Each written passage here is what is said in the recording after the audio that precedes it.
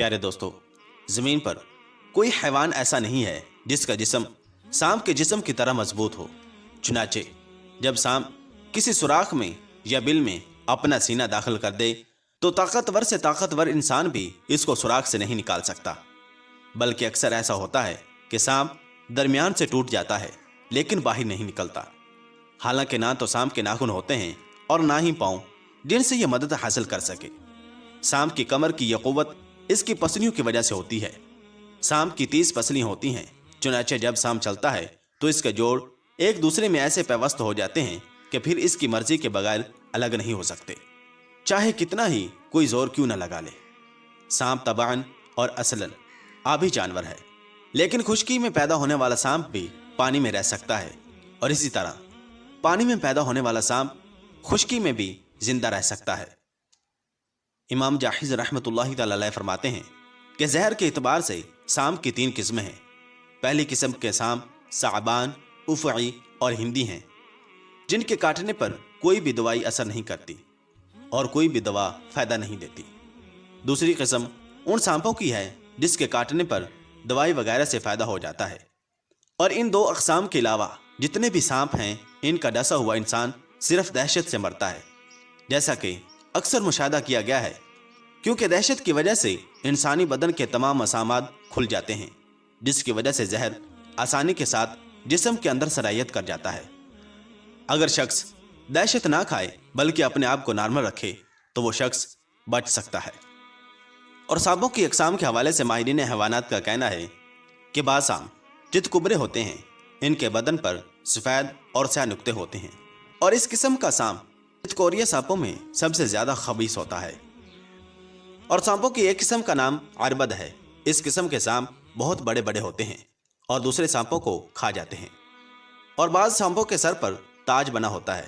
اس قسم کا سانپ بہت زیادہ زہریلا ہوتا ہے۔ یہ سانپ جس جگہ سے گزرتا ہے اس کو جلا دیتا ہے، اور اس کی بل کے آس پاس کسی قسم کی ہریالی وغیرہ پیدا نہیں ہوتی، اور اگر کوئی پرندہ اس کی بل کے آس پاس سے گزرتا ہے تو وہیں گر کر ہلاک ہو جاتا ہے۔ نیز اگر کوئی حیوان اس قسم کے سانپ کے بل کے قریب سے گزرتا ہے تو اس کی موت واقع ہو جاتی ہے، اور اگر کوئی شکاری اس قسم کے سانپ پر تیر سے حملہ کرتا ہے تو یہ سانپ وہیں سے سوار کو اور اس کی سواری کو ہلاک کر دیتا ہے۔ اس لیے یہ تاثیر اس سانپ کی فنکار اور آواز میں ہے۔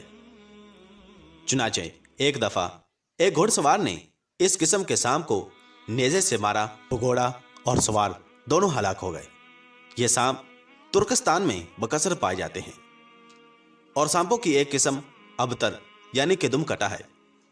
اور سانپوں کے ان دونوں اقسام کے متعلق یعنی کہ دم کٹا ہوا اور جس کے سر پر تاج بنا ہوا ہوتا ہے، حضور نبی کریم صلی اللہ تعالی علیہ وسلم نے ارشاد فرمایا کہ ان دونوں قسم کے سانپوں کو قتل کر دو، کیونکہ ان کے دیکھنے سے بینائی ختم ہو جاتی ہے اور حملہ کا حمل گر جاتا ہے۔ بحوالہ امام بخاری اور امام مسلم۔ اور سانپوں کی ایک قسم کا نام ناظرہ ہے۔ جب انسان اس کی آواز سنتا ہے تو ہلاک ہو جاتا ہے۔